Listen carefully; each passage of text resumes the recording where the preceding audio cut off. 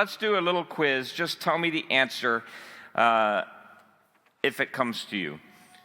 All is well in Gotham City, but Joker shows up and begins to terrorize the city, right? Part 1, all is well in Gotham City. Part 2, Joker shows up, starts to terrorize the city until who shows up? Batman, thank you. And Batman shows up to save the day. All is well in Afghanistan, but Tony Stark is captured by some terrorists that want him to build a deadly weapon, and somehow he gets out of it, and who shows up? Iron Man, thank you. And Iron Man saves the day. All is well in New York City, but then the Green Goblin shows up, and he's creating terror and mayhem and chaos everywhere. But then who shows up?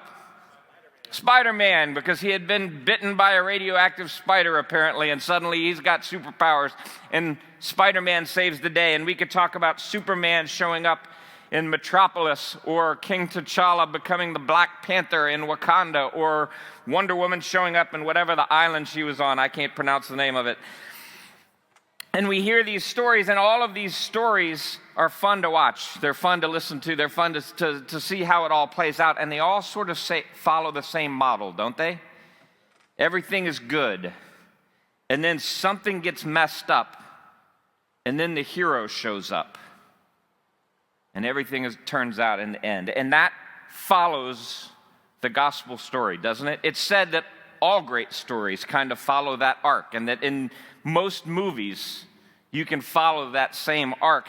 And yet, here we are at this time of year right now, and we have got not a fictional superhero that showed up, and not someone that showed up onto the scene with superpowers or a spidey sense or something like that, but showed up as a baby.